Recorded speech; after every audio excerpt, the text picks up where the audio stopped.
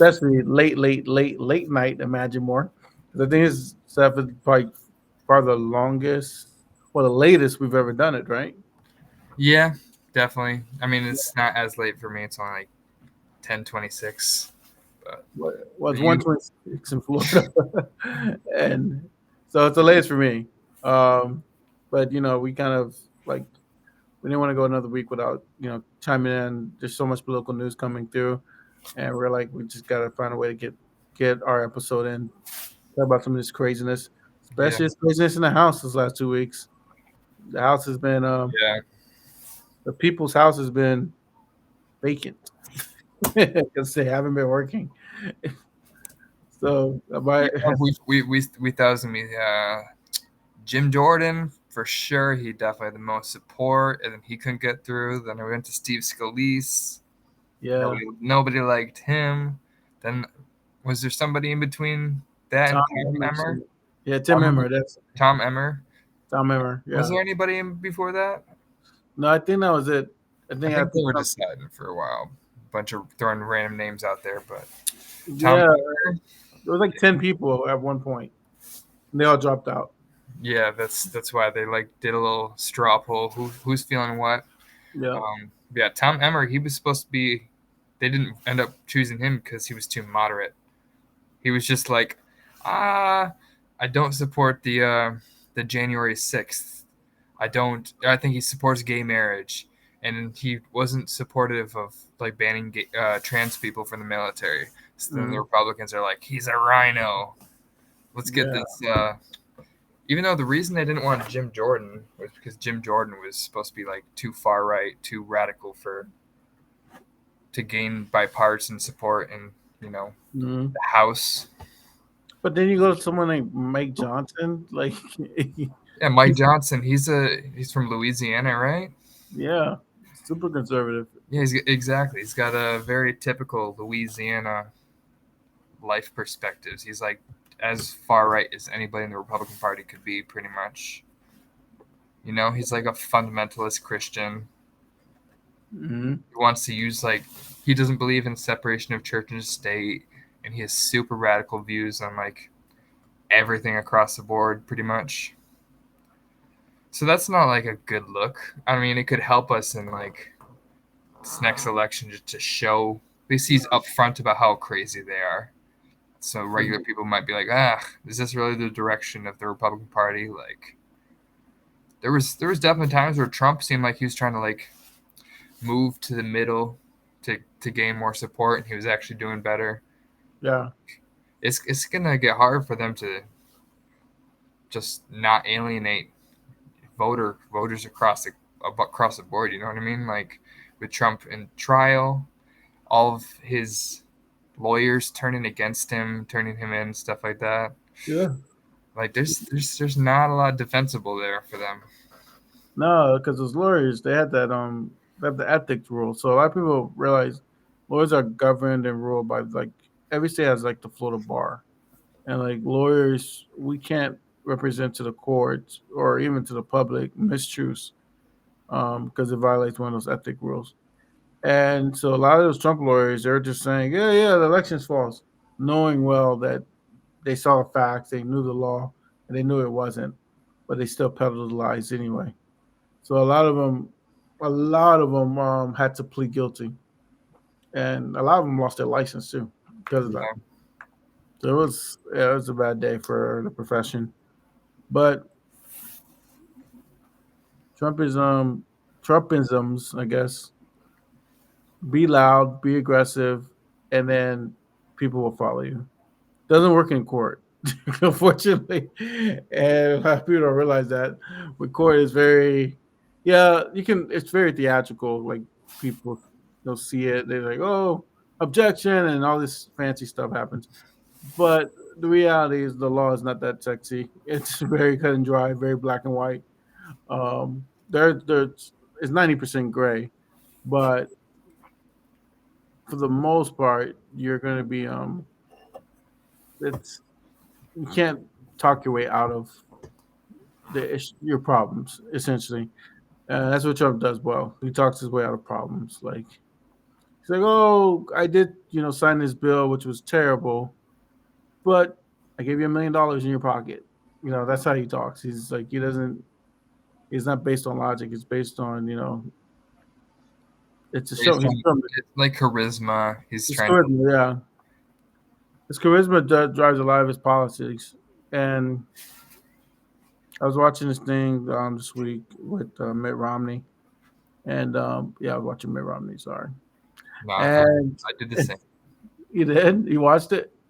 I don't know what you're talking about. I'm just saying like Yeah, he did what an happened to interview. them.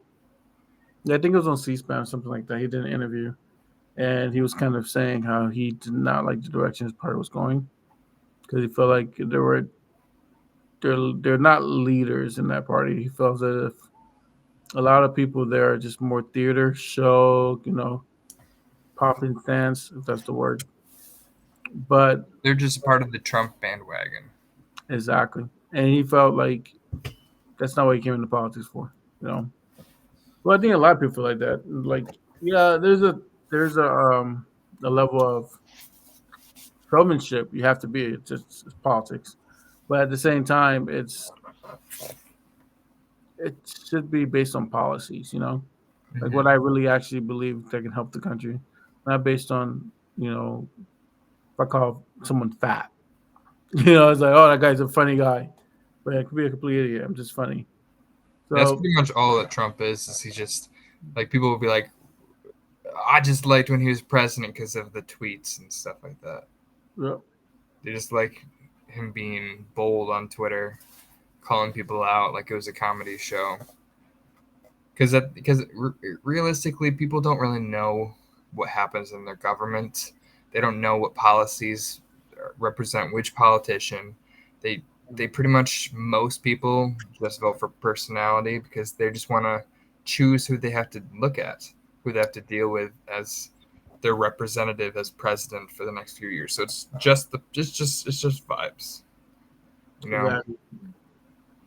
Yeah, that's all it is. It's just vibes, and you have a terrible president, a terrible person run for presidency, but just because his vibe is on, it's like, oh yeah, he's gonna get electable because he just has it. He just has better vibes than Hillary Clinton, Mm-hmm. who was so scripted that you really couldn't like see her as a person. While Trump was like, "Oh, I'm just being me," so he felt more predictable. He felt less controlled. He So does, but he's controlled too. He's controlled by his businesses, yeah, exactly. He's guys. If controlled you by his own material interests. exactly, guys, if you see me drinking water, it's because I'm parched, but I do not endorse Fiji. They do not pay for our endorsements. So if you see the Fiji water bottle, that's not because we're trying to put Fiji out there. It's just because I'm just thirsty. In fact, don't drink Fiji. Why? It's a pH that No, was. I'm just kidding. Oh, well, An this opposite endorsement. A it's like I disendorsement. the opposite of endorsement. This is a create what undue endorsement. So it's funny I say this because I always get flack for this. I'm like a big okay. So I took this class, and sorry guys, just sidebar. But I took this class back in college. It was earth science. Guy loves. He was my professor. He was a very big what do you call those people who believes in evolution? Oh, that do believe Yeah, or don't believe? they do. Just Evolutionist. yeah, just evolutionists. Yeah. Okay, yeah. So he was a big evolutionist. So he would go on these rants all the time about how we shouldn't be polluting the world and how we would half the water bottles we buy in America are just pointless and useless, and we should just drink tap water because it's better water, it's more purified and more clean. And he's like, because most pH levels on water, it's not even good for your body unless it's pH 7 or above. I say that to say that the Fiji water, not an endorsement, but the pH water is 7 and above. Like we look at the pH levels, so that's why I drink it. I think it's a fine water. Yeah, the super distilled water bottles go through all this like refinery process and stuff and Yeah. takes out a lot of like the essential minerals that you would naturally get in water. So Mhm. it definitely water bottles are not better for you. Plus, if they're sitting around for a while, like the plastic starts to disintegrate in your water. So, yeah, and it's obviously bad for the environment. So it's kind of like a yeah, big L across the board. exactly right. It's never. I wonder when does that water disintegrates into the bottle? Because this one's been here. Probably like 2 years or something like that. Oh, thank you for making me less fearful because it's been here for at least a month. I don't think it's that quick. That would make them very inefficient. Just like our Congress people. You see how we selected bad guys? just This- just like the U.S. Congress. yes. The longer they're there, they're gonna get they melt into our way of life, their showmanships and not real policies. And this is what we have right now. We have showmen. Like a lot of people, like Mirami said, a lot of these people are actors, performers, Yeah. they're comedians. They're not serious people. It's like, and the reality is, it's like they're not serious. For example, take someone like Mike Johnson, who's Yeah. got elected, right? We're gonna ask Mike Johnson. No, no offense to Louisiana. Louisiana is a great city. I've never been there, but I've heard great things about it. Um, uh, you're gonna have a guy from Louisiana dictating how much money this spends on the war of in Ukraine, how Oh much yeah. money being spent in Iraq. I'm sorry, Iraq. Sorry, Israel. Israel. Thank you. The eyes got me. Israel. You're gonna have him making these crucial decisions, negotiating with the Democrats with no experience whatsoever. Do you ever? Has he ever even hold a leadership role? Not that I'm aware of. He might be in some committee or something like that, but I mean, still not enough. He's just a representative. He's not. He definitely is no. He was never been a whip or anything like that. Yeah, that's what I was saying. Like, I don't think he's been like a whip or or even in part of leadership in the Republican Party. Like even when they were in minority, and now even now they have the majority. So yes, He's the leader of the House Republican Conference. So it's some forum for communication within the Republican Party. I don't know. Still doesn't seem like that powerful. no, you're not dealing with the Democrats. Chair of the Republican Study Committee, Oh, which serious, I serious don't credentials say there. that it's. Yeah. Oh, I think that's about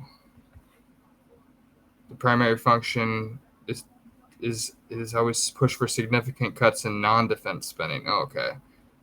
Advocates social. So basically, it's just like the really far right caucus. I never understood why Republicans always say that we spend too much money, but when it comes to defense spending, we don't cut at all.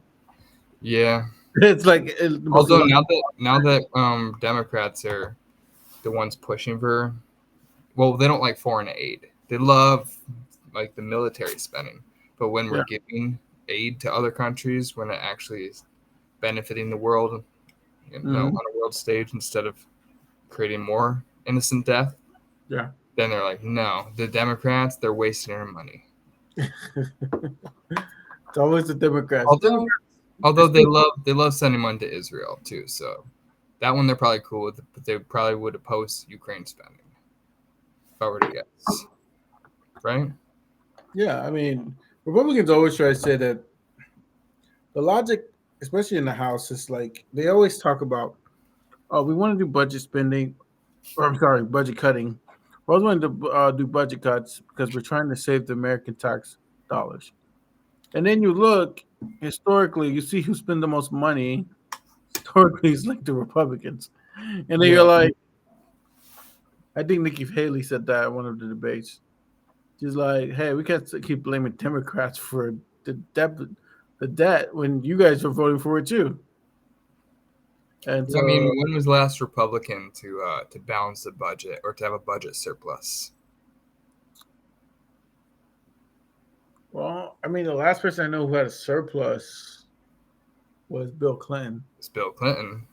Yeah, I on feel both like Eisenhower maybe had a surplus. I'm not entirely sure, but because either way, he had a lot of because he was making a lot of the reforms that were coming either through. way, ever since, I mean, Republicans up to the 70s were pretty centrist. It was a more moderate. Nixon was kind of not, he wasn't a moderate, but on economics, he definitely was like, he said we are all Keynesians now. So he was pretty centrist on the economy. It wasn't until Reagan who pushed this sort of we must like stop spending what everything whatsoever. Yeah. Trickle down economics. We have to just cut taxes for the rich. That's how we generate wealth, essentially, which is obviously just a trap. So Hand up, rogue. benefits to the 1%, stuff like that. But Reagan never even cut spending. In fact, he was like the leader out of any president at his time in overall spending, especially on defense. He spent a lot on defense, Yeah. but so he wasn't necessarily like spending money on stimulus spending or stuff to generate middle wage profits, anything like that. But no, he definitely didn't care about the overall deficit. No, of course not. That's not his intent. His intent was to make it seem like he was the opposite of Carter. Yeah, true. And so that was his big goal. And I mean, was he successful? Yes, he had 2 terms. But can we point to one thing that Reagan did during his administration that's still currently in place? I mean, he definitely didn't. The Republicans don't build anything really. I mean, George Bush did technically build like the Department of Homeland Security and the Patriot Act and stuff like that, but for the most part, Republicans just take stuff apart. So Yeah. you wouldn't really have a lot building or a lot standing based on But something what, they created. He what, was more permissive on like immigration. He was mm-hmm. actually more permissive than you'd think on guns. No, I mean permissive, not permissive. Uh, he like banned assault rifles and stuff and like bump stocks. So Reagan was not super far right on guns compared to most people, but on economics it doesn't get worse. So he also like destabilized South America, like the Iran Contra was his fault, all sorts of stuff. So I don't remember how we started talking about Reagan, But no, I mean, well, Reagan is what most Republicans now hold their hat on. If the more Reagan you are, the more accepted you are. So Reagan is kind of their stand bearer. Is that the proper term there? It's their idol. It's their idol. yeah, Essentially, they look up to him for their virtues. he kind of created the modern Republican Party. Exactly. And so when I look and I see people like Mike Johnson, that's kind of what he's really trying to Yeah, recreate. You traditional know, values. They want to cut spending, wants to cut Medicare, wants to cut Medicaid, Social Security, all these abortions. sort of things. Ban abortion nationwide. He thinks. I'm pretty sure he said it like gay marriage could be criminalized, like like gay relationships in general. Like he's super against homosexuality, like to an extreme end. So I mean, I don't know how much you can really get done in the House of Representatives, especially with a Democratic Congress or a Democratic Senate. Yeah. But still, it shows the Republicans are not drifting towards the center like you might think. It just shows. Because they had to vote pretty unanimously for him, right? Yeah, it just shows that they don't want to get nothing done. They're not gonna. This whole thing that the Republicans are doing, they don't want to help Biden the last year for reelection. Oh, no. That's not what they want to do. They don't want to do anything, so they're trying to just like hold off and hold off and hold off. So when it comes time to push yourself, it's like, hey, no, it's the Democrats' fault. That's nothing gotten done. But you're like, well, you've had a slim majority for 2 years, so there's not one agenda you want to pass. The only bill that the Republicans has passed the last 10 years, I think it was a tax reduction act, which kind of Yeah, changed. the massive tax cut passed under Trump, which like added trillions, I think, to the deficit, right? Mm-hmm. So Yeah. fiscal responsibility, all that sort of stuff, just so that super rich, successful people could have marginally more than they had last year. Yeah, that's all it Yeah. is. And for that, we're trillions in debt. Not that that really matters that much. Not to It them. definitely overall devalues the currency for, you know, poor people who have to pay the prices of certain sectors being have inflated prices. Like inflation doesn't come directly from, like, if you spend money, all prices go up. That doesn't work like that. It actually just Yeah. depends on if the people paying prices have more purchasing power. Mm-hmm. So if like if money was spent and then it was given all to a bunch of people who wanted to buy cars, Yeah. well, then then the purchasing powers of people buying cars would rise, and then the prices of cars would rise. That's how inflation works. It's not like more money means prices accidentally like rise up. Like it's rich people, it's the capitalist class setting the prices according to what they can get away with. Essentially, that's all inflation is. So, Exactly. in U.S. inflation is like it's not even remotely bad right now. I think it got up to 9 something percent, maybe even higher, like a year and a half ago. But at this point, inflation's at like 3%, which It's getting pretty good. I mean, I know there's one more hike that the Feds are gonna do. That should drive inflation down some more. which But which honestly is not even necessary because you can to grow the economy you have to spend at a rate of inflation up from like 2 to 4%. So they're like right in a good range for growing the economy. You yeah, still want to add money into the economy for growth to happen. Otherwise, the economy will shrink if you cut spending. yeah. And if it shrinks, that's gonna land us into another recession, Yeah. which is we don't want that, especially not under while we're in power. Yeah, the Maybe Republicans seem to think we've been under a recession like since Biden took over, but we've had a pretty relatively healthy economy the entire yeah, Biden presidency. yeah, Like I there's agree with you. Like our economy has been very strong. I mean, it's one of the best economies in the last I don't want to say 10 years because I mean we owned the government for 2 years there under Obama, and the economy was pretty decent after coming out of '08 crisis. yeah, pretty much So since then we've had a strong economy. yeah, it was just good coming out of '08. We very strong economy. Mortgage companies bounced back. Cars bounced back. COVID put a damper on it, but a lot of them are already back. I Yeah, mean, that was a circumstantial thing where it's like, yeah, we're not gonna generate money because we weren't working for this amount of time, but it's not like it. I mean, it definitely took out some small businesses, but a lot of people have been able to bounce back and start new businesses and stuff. We're back in a healthy range of growth. So yeah, I mean, it definitely is a good thing. I mean, we bounced back. A lot of companies bounced back, and then COVID kind of took them down again, and then they bounced back after COVID, which is a good thing. I mean, that's why when I compare the two economies of Biden versus Obama's economy, I'm like, well, they both came out of two crazy scenarios. One yeah, was a mortgage crisis in 2008, and one was like a worldwide crisis of like health, which the difference between Obama and Biden's reaction to their economic problems. I think Obama was more just reactive, and he was like yeah. mitigating externalities, while Biden Mhm. was like constructive to an extent.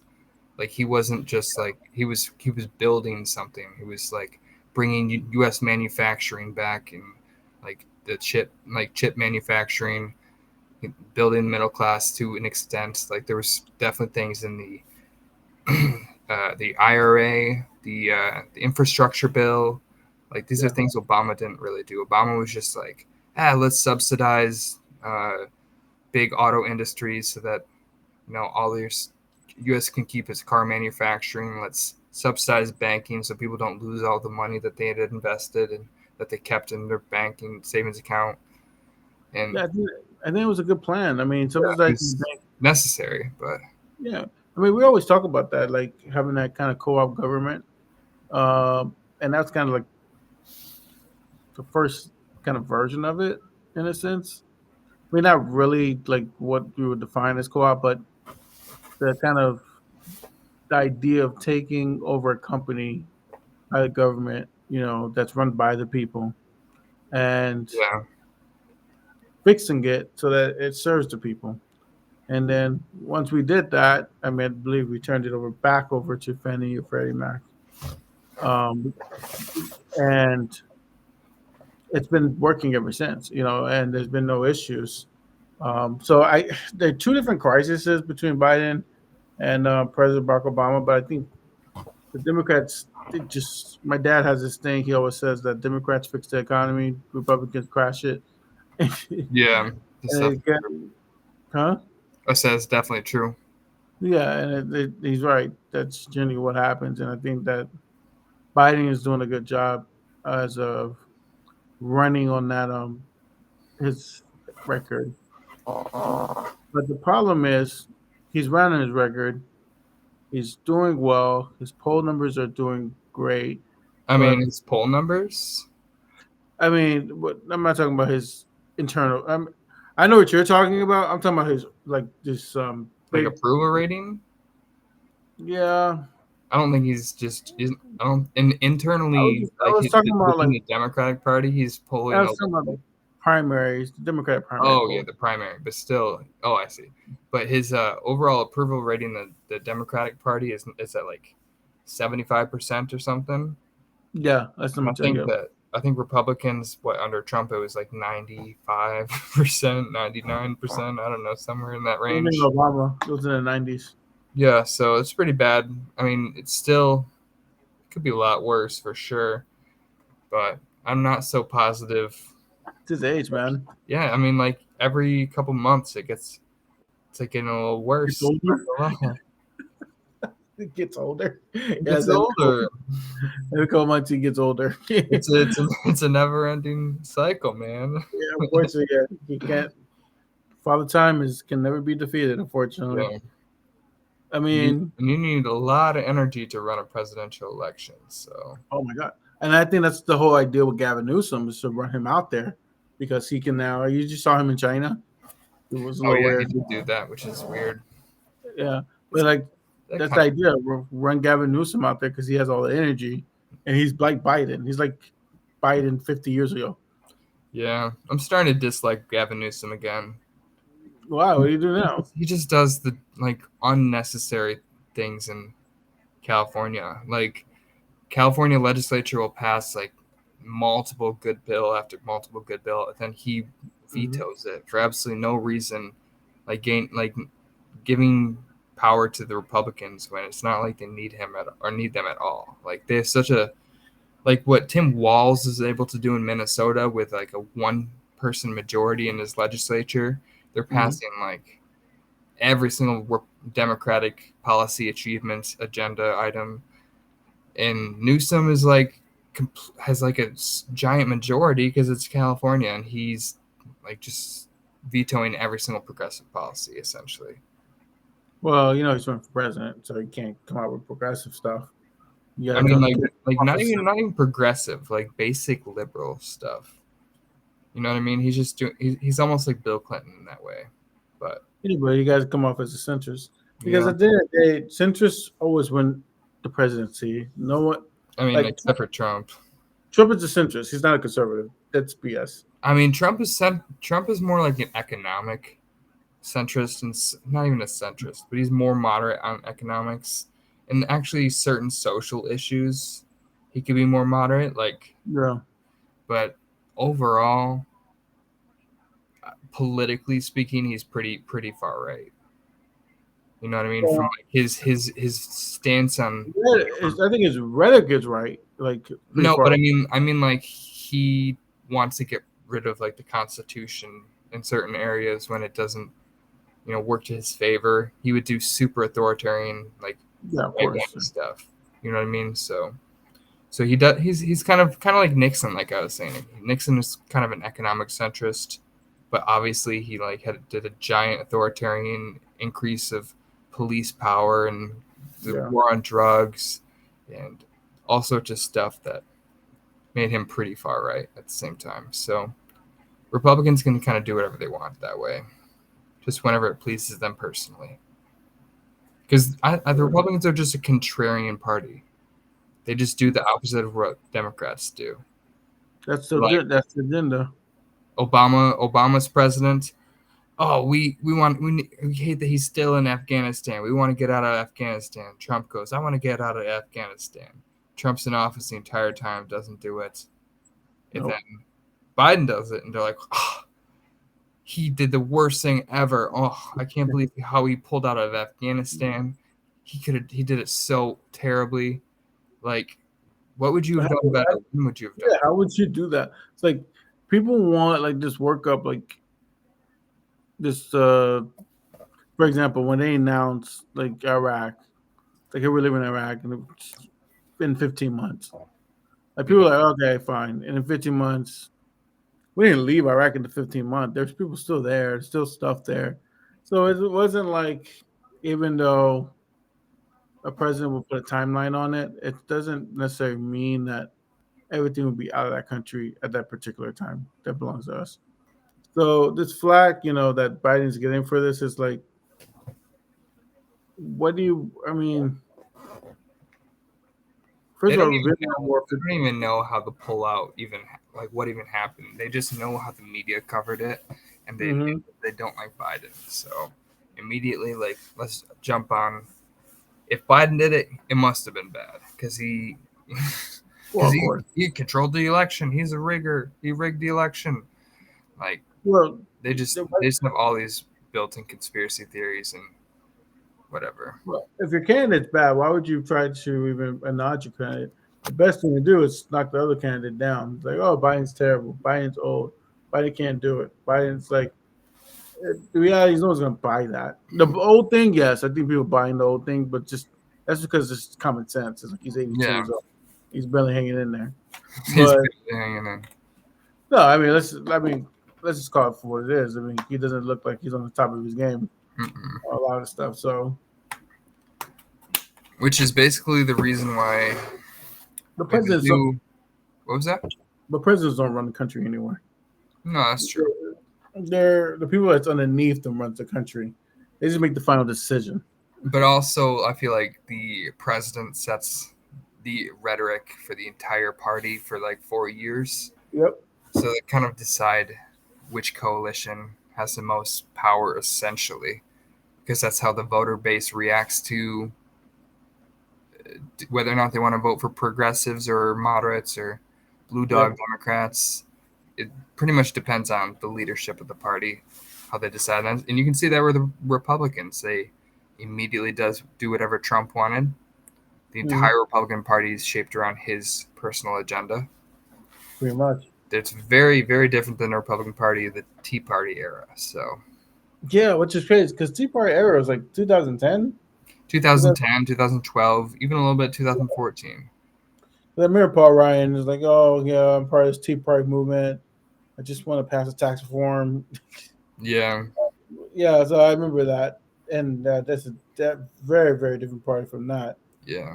Now they were talking about like, Tariffs and stuff and we're talking about can we get building a president? walls. Can we get the president on the ballot? Yeah. He's about to go commit, but he charged with a whole bunch of fraud crimes. Oh, yeah. That's I don't even know if he's going to make it. I don't know what's going to happen if he doesn't. I don't know. I mean, he'll just be in jail and people will vote for him. That's Yeah. federal crime, so he can always pardon himself. It's like, yeah, Yeah. I'm out of here. Well, he can pardon himself if he wins, but is he Yeah. able to run even if he's in jail? No, he couldn't because he would be a felon. So he might not even run. But if he does, I think Eugene Debs ran for president from prison at one point, but I don't know. I'm sure the laws are very different back then. Yeah. That was in But like 1906 or something. So, but I mean, don't know. Eh, No, but the law should have been the same. I think you can have a felony. yeah, that might be more modern law. Um, anyways, what about this Dean Phillips guy? Well, Dean Phillips, I, I've okay. You should hear me pausing is because I really don't know who he is, and He's honestly, not like a that's no gonna be a name. big problem for him. Yeah, he's not Hmm? like a no name, but he's definitely not super well known. No, No, he's like a lot. If you're into politics, you probably have heard of him, but it doesn't go much farther than that. no, And I haven't heard of him. You told me more about Dean Phillips than yeah, I've ever heard about him on the news or anything like that. well, he's a little bit more centrist than Biden in some ways, and Yep, I think he's got a very likable personality. I could see if he got on Jimmy Fallon or something like that, he could start to get a lot of attention, start sparking. like like Robert Kennedy did. Yeah, except Robert F. Kennedy has no charisma, and he still did sparked attention. So Yeah, I'd say I back it is for Joe Biden. yeah, so I could see because there is a large amount of people in the Democratic Party that don't want Biden to run, but they will vote for him if he does. Well, But yeah, I mean, it's less of two evils. yeah, no, he's definitely better. Even like when the non-operable Biden is better than Trump, obviously. Yeah, Even but if our country does absolutely nothing positive, it's better than the destruction that would be caused by the Republican Party. So, I just don't understand, like, how come Trump is gaining on him in the polls, and that's scary because like it's four indictments, like, and he's gaining on you. How's that possible? And so that's what Dean Phillips' main argument is. It's like, look, you know, I don't want to run against him. I'd rather have someone else do it because I don't have the yeah. name. But the reality is, I don't think he's going to win. Like It's kind legit, of that's a good reason to run. yeah, it is a very good reason Yeah. You because don't he's want like, your party to be destroyed because they lose marginally to an authoritarian, fascistic Republican Party that basically wants to end democracy as we know it. mm, So, yeah, let's yeah, see what so he can do. yeah. I mean, let's pull him up real I quick. probably wouldn't support a lot of his policy agendas. Maybe some of them are pretty good. Probably for the most part, it's pretty equivalent to what Biden would do. But basically, voting for a younger Biden. You know? Yeah, I personally would like. Oh, I forgot to tell you. There's also a rumor mill going on that what's his name, Cory Booker. Cory Down, Booker. yeah, he's down in South Carolina giving speeches. Hmm, I don't know what that means. that Like, would be interesting. I could see him winning. I can definitely see him winning against Biden. I could see him winning against Trump too. Yes, I I should don't see that think it too. would be a landslide, but I think he would do it. It depends on who his VP is. His VP would have to be someone older and experienced. You think he's pretty old? He's probably 50, but definitely somebody that helps the ticket. Not like Biden, who Kamala definitely does not help his ticket. It doesn't, but he gave him. It is going to come out very wrong, but it's a night show. But if you notice, they try to secure like some of the black vote with the Camilla pick. I mean, Joe did the same thing with Biden. I mean, not Joe. President Obama did the same thing with Joe Biden. Yeah, He needed to secure some white votes, so he put Joe Biden on the ticket. I mean, I have no problem with it. I mean, it's politics at the end of the day, and it's a demographic game. But I don't know how Dean Phillips is going to make the case to primary voters that Joe Biden can't beat him. what do you mean? That's Oh, that I mean, he's not going to say Joe Biden can't beat Dean Dean Phillips. Yeah, Phillips, which he probably knows that's very likely that Biden would beat him. But he yeah, could make the case, Biden can't beat Trump, so you're either voting for me or you're voting for Trump winning. Basically, that's his case, right? yeah. It's That's his main case. That's it's a good case. I mean, it's a good case. But I think he has to come out with like more positive, like positions essentially. Like that's a good case to make, but you also have to inspire people alongside that. I don't think Hmm. you can just vote for like it's kind of like what Cenk was doing. Cenk's Yeah, whole reason to run was like just to like raise awareness that Biden shouldn't run or something like that. You know, he yeah, wasn't providing like an alternative message or an alternative vision.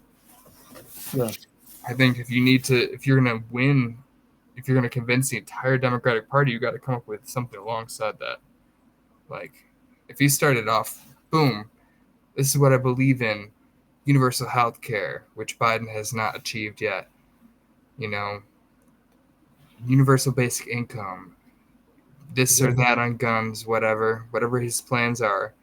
Then people at least have something to compare him to Biden. Like, what has Biden done so far? What would I be getting with a continued Biden presidency?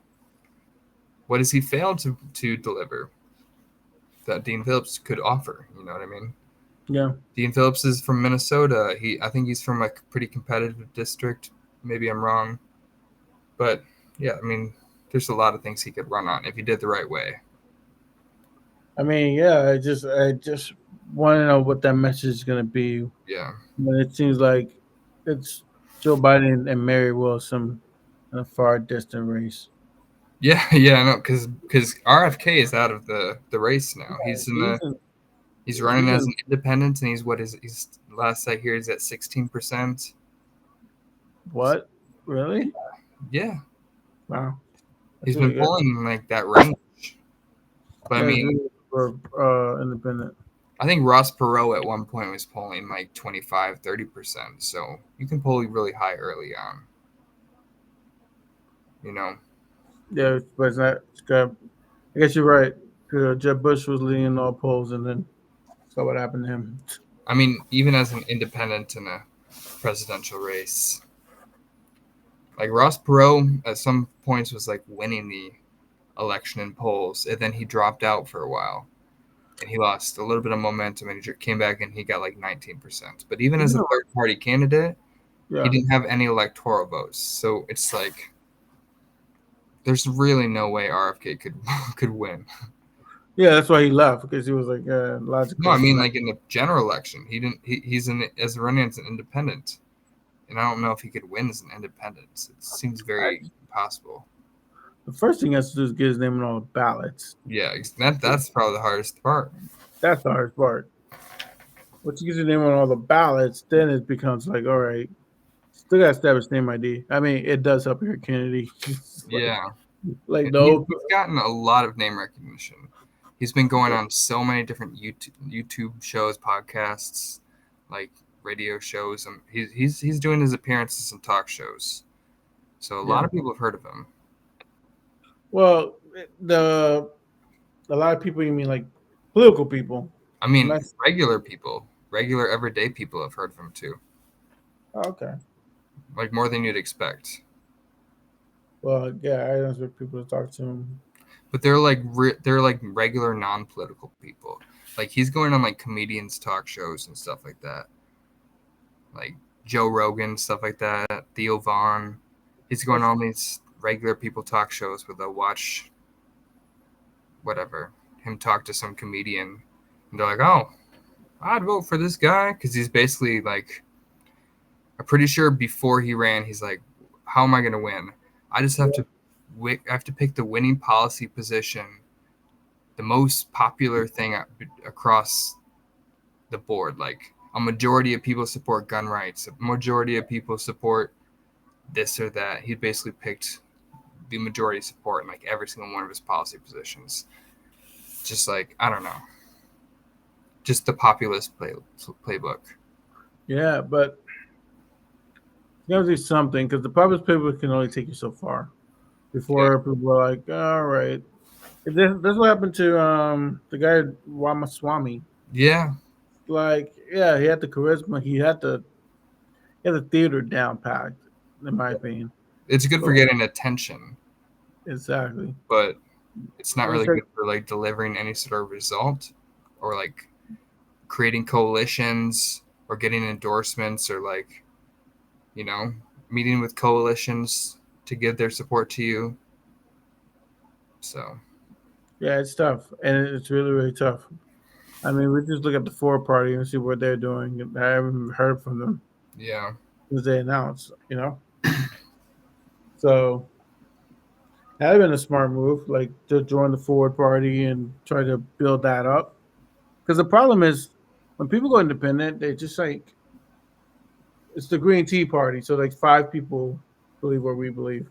Then you have the Ford Party, has like five people believe what we believe. yeah, The Democratic Party has like over 100 people, and these are all not real numbers, but yeah, you're separating the people. So if all the little tiny parties got together and it's like, look, let's just make one massive third party, and we'll have fashion in it, just like the Democrats and the Republicans.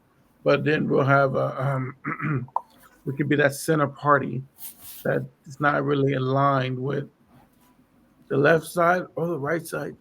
I'm sorry, I'm losing my voice. Yeah, guys, I'm losing my voice, but all it's back. okay. Huh? Yes. So yeah, so it's the left side or the right side. They have the center side. They can really focus on. Which I think that that's what most Americans want right now. We just want a center president, Yeah, they right? want well what they don't really know what they want. They just know they don't want any of the extremes within the Mm-hmm. Democratic Party and the extremes in the Republican Party. They don't know if that means far left, far right, authoritarian, libertarian. They don't know what any of that stuff means. They just know like what they hear the conservatives criticize the liberals over. They don't want to be that, and Yeah. then they don't want to be everything that the liberals attack the conservatives over. So they're just like they just want to be a non-problematic party essentially. Well, that's never going to work. That should never be a message that I'm non-problematic because people don't vote for that. People vote for the problem child. Well, the Democrats for a while have just been the non-problematic party. Basically, they haven't really advocated for much or fought that hard. They've basically been like, we're better than them in this way. We're still gonna Yeah. like stick to the neoliberal economic playbook of privatization, deregulation, balancing the budget. Like they were kind of on board with all that stuff 2000, 2004. Mm-hmm. Like for even a bit of Obama was still in that stuck in that mindset. So Mm-hmm. they haven't really done much more than we're not gonna we're gonna play civility politics and we're not gonna you know do that. Mitch McConnell did his thing where he didn't nominate the Supreme Court justice and he screwed over the Democratic. Oh yeah. Well, Obama's last year. Yeah, and that's an example of like Republicans saying, we're not doing civility politics or like what the good guys would do. We're just going to do whatever's politically expedient or what's good for our party. And Yeah. Democrats are unwilling to do that because they just want to look virtuous, essentially. Yeah. Um, We're the virtuous party. It's like yeah, the Republicans make fun of us. It's like, guys, we just like to win. You guys just like to be virtuous. And yeah, it's which is not very helpful in big picture. Like, it's yeah. better to be virtuous than non-virtuous, but it's way. I would rather be get our policy agendas passed and not be virtuous. I mean, it depends on what Yeah. you mean. I'm not trying to use You gotta be powers principled. of the government, but you don't need to look like you don't need to portray yourself as the good guy. You need to just do what is necessary. You know, You when gotta be people's lives are at stake. Go ahead, my bad. No, I was just saying that like we're progressive, right? Yeah, But people don't understand. This is what we call negotiations. This is America. We have to negotiate with the other side. My position is here. Bernie said this, and I don't remember when he said it, but it's true. My position is here. Your position is here, and we're gonna meet somewhere here. But you can't start here and then negotiate. yeah, That's the people don't understand. It's like, yes, we want a progressive in office, hmm you know, but we want someone who makes decisions as a centrist because or as a liberal, not as a centrist. sorry, as a liberal, thank you. Yeah, Because reality is you're not gonna get all the progressive messages. Well, you're not gonna get it in its purest form. Yeah. Get past. It's gonna go through the conservative test and the liberal test, and then you have some kind of version of it after it's gone through its committees and Yeah. stuff and through the House floor. So we need to elect progressives who think like a centrist. Yeah. A progressive that's willing to be pragmatic. You know what I mean? Yes. Hmm. You don't want somebody that's politically pragmatic, Hmm. because they're usually like centrists who say they're politically pragmatic don't usually cede ground to the left. And in reality, that just means they do what Republicans would like. You know, Hmm. being pragmatic means charter schools and privatization and like expansion of privately owned banks in certain sectors, and you know what I mean. Yeah. That's what happened in the '90s when they were being. I mean, they won elections, they beat the Republicans, but they literally gave up most of the policy grounds to the center right, because Yeah. they wanted to win a coalition. Mhm. And obviously, when you start negotiating from the center and Yeah. you start negotiating with the right wing, you're going to end up with center right policies. So you also Exactly. you can't have the far left, the left wing people that are like Bernie or bust. They're like Medicare for all or bust. It's like people Yeah. need, if you can expand Medicaid for right now, but you can't expand Bernie or Medicare for all, like do what you got to do. Because if you really care about your policy values, you care about progress. Exactly. Not just having your end goals meet, because you're not going to sacrifice progress to perfection, which No, is I agree. something I believe. So No, you can have ambitions, and then you have to have a realistic, set of solutions, stuff you'd be willing to settle. yeah, like for example, the gun laws in America are ridiculous right now. I mean, Yeah, we have to look. I mean, at the end of the day, the amount of mass shootings, especially in Parkland, and it's ridiculous. I And mean, we're it's the like, only country on earth that has this problem too. yeah, it's like, and reality is, other countries do have weapons too. We're not the only ones whose citizens carry Yeah, weapons, but we the only ones here. We're dealing with the most in terms of mass murders. And honestly, it's just because I hate to say it. I'm going to quote Ramaswamy. We have a mental health problem in America, yeah. and That goes I, alongside how we provide healthcare too. Like, if you have mental health issues, but you better have good private insurance. mhm, What if their mental health, prohibits them from getting a good job with health insurance? Well, then you just have like mentally ill people on the streets, making things more dangerous for people around them. yeah, It depends on the extent of their problem, but you have to solve like this. We do have a mental health problem, and it starts with healthcare for sure. no, yeah, it's one of those things where it's becoming to the point where we're just like doing it so much, and it's like this man was checked in. Oh, let me update people who didn't know. If you guys didn't know, there was a mass shooting, I believe Maine, correct? Steph?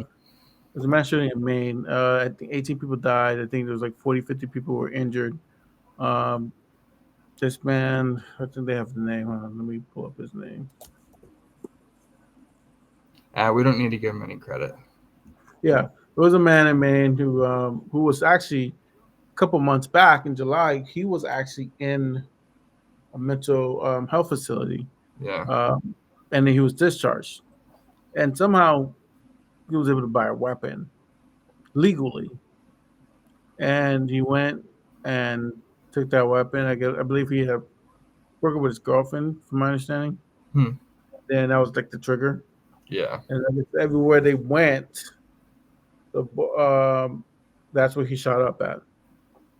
And then you know, I don't know if people have been following this, but it's been like 2 or 3 days they've been trying to chase him. They finally got him. Well, they found his body because he committed suicide. So that guy clearly had a mental health issue, Mm-hmm. and I don't understand like why we are not making that. It's a component like mental health. Like you do have to disclose if you're like in a mental facility Yeah. when you buy a weapon. Um, excuse me, my voice is going out. But but it doesn't make sense. How come we don't do a more thorough background check? Because if because really, are you? It's funny because it's a checklist. Are you a felon? No. Are you this? No. You this? No. No. You this? No. And there's like, have you been in a mental health facility within the last such and such time? And you put no. I don't know if they even verify after you put no if you Yeah. actually been to one because they're massive. There's so many. So the process is just not done correctly. You Yeah. know, it's like They're a business. They're trying to make a sale. So, yeah, they don't really want to look into it. Just like if you work at a bar, you don't check every person's ID. yeah. You just do it because it's your Only job. the maybes. What was that? Only on the maybes. Like, man, you look Yeah, yeah. young. And No, if when it comes to mass shooters, you can't like spot them when you see them. So no. you got to be a little bit more extensive. And I don't know. I've never been supportive of the ban assault weapons. It like it doesn't make sense. It's too broad. Like it doesn't really matter what kind of gun somebody has if they're about to shoot up a bunch of people. Like there's Mhm. like it makes a like if it's a one shot, pull the trigger, one shot comes out. Like it might take a little bit longer. That makes sense, but like This one, semi-automatic weapons, people keep saying either assault weapons or semi-automatic. But semi-automatic means if you pull the trigger, one bullet comes out. That's all it means. So they're trying to you ban know, every single weapon that has a semi-automatic trigger. Like mhm. it just doesn't make sense. I would be more supportive of like a gun license. Like you just got to prove, you know, submit these sort of mental health things. We make kids take this test and prove their ability to operate a heavy machinery like a car or like a forklift. But when it's literally a gun only designed to kill things, they don't Yeah. make you do that. It doesn't. I took hunter safety course when I was like 12, so that I could have a gun permit. But then you don't have to take a gun license at any point. Like, Is the permit? yeah, I know there's like tier levels for people who are like hunting yeah, or into the sport of shooting. exactly. Um, like so, they do have some extra licenses they carry, but the basic license now there's literally a checkbox. You just So check. why is that a violation? Why is that not a violation to hunters' personal rights? But like Mhm. it would be a violation to do that when it comes to being able to prove that you can own a gun safely. Like that doesn't make sense.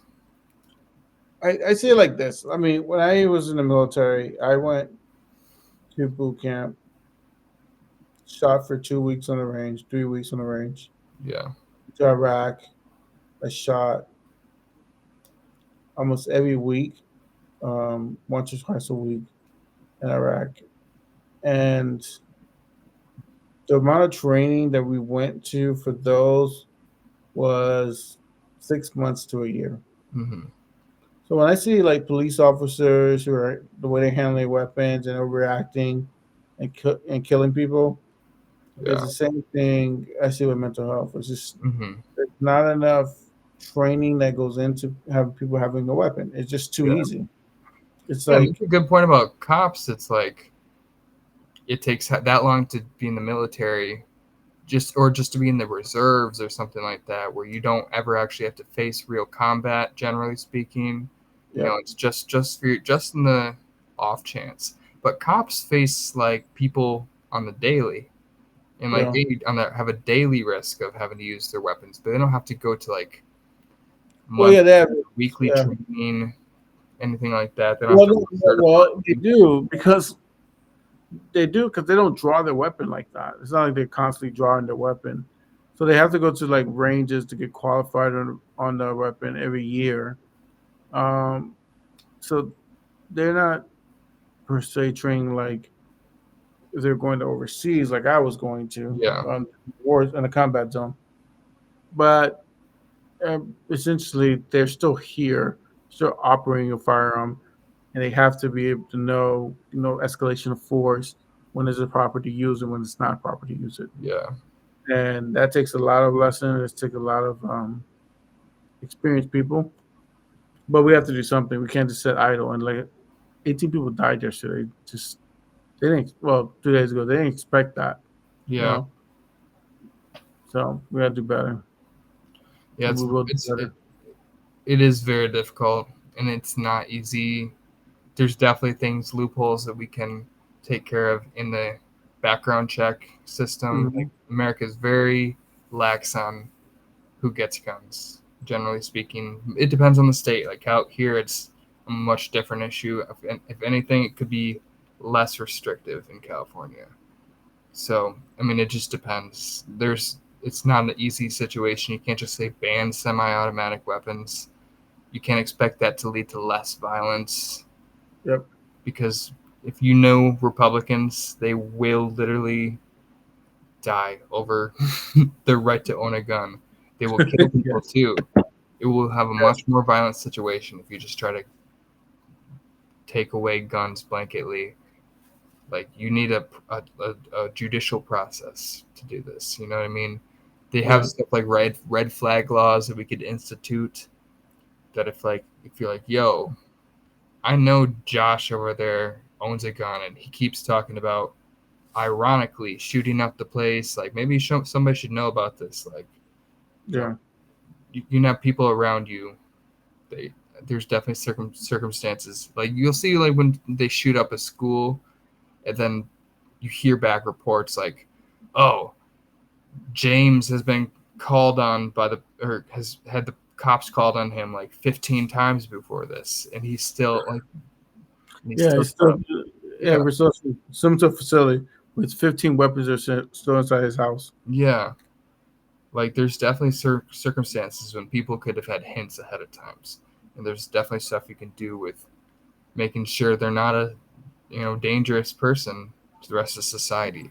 And if that was actually instituted, then like Republicans would just start conspiracy theories of like, oh, the Democrats just want to do these red flag logs so they can decide if you're a Trump supporter, and if you're a Trump supporter, they want to disarm you so that they can take over your life. Like that's like Sound like you're writing the script there. no, that's just how they think. It's automatically like the system is all run by liberals who want to destroy me and my life and my way of living, and they want to disarm me, and they want to turn us into a Sharia law country. Like just the most random. All their fears attributed it to the Democratic Party. So I don't know. You have to view policy solutions with a little bit more intelligence of how the constituents will react if you want your policies to like last long. Yeah, So that can have a real big, meaningful impact. So yeah, that's important. Well, Steph, we're coming up on an hour here. yeah. I just had my computer battery tell me I got like minutes left. So perfect That's fine. perfect time, guys. I know we kind of ran through the topics. We're coming up on the holiday weekend. Uh, weekend. We're coming up on the holidays, so it's just the frequencies. We're gonna try to build up some more episodes here for you guys, and Yeah, it's we're been working on busy. things. It's been busy, but we're working on things with some new animations. We're gonna present. Hopefully, um, we and Seth are gonna try to coordinate and figure out how to get that done. But And in this, upload. We're gonna upload the podcast form to different yes, places like Spotify and iTunes if we can figure it out. So it's yeah, just we're trying to re up things, get things going. Yeah, and we're also going to be bringing in some guests. Like I'm going to try to do my best to do more networking so we can get more higher profile guests for Yeah. the show because we have a strong audience in Twitter, about 50,000. Not so much on YouTube. We want to get that up, but for the most part on Twitter, we have a strong audience and or X. Yeah. But We get a good amount of engagement on the videos, just not enough subscribers yet that we yeah, like. so we'll be working on bringing on some guests to kind of help with that growth. And so look forward to it, guys. Thanks for being patient with us this year. Podcasting is hard. Um, trying to figure out all the stuff that goes along with it. It's a really hard job. Yeah. Except it's 70% of this. So yeah, but it's really really hard, and that's a lot, and it's really stressful. But we do it because we know this is important because the progressive message has to be out there. We have to get these ideas out there. Um, we're going to continue to do it to help you guys understand what's going on, what's our progressive perspective of the current events, and also dive deep into certain topics that we find that will help push our society forward. So, thanks for being patient with us, guys. Some big changes coming in 2024. We're gonna go for right now, but really stay tuned because there's some really exciting stuff coming down the piper. Couldn't have said any of it better myself. Thank you, Jesse. All right, guys. All right, everybody have a good night. See you next time.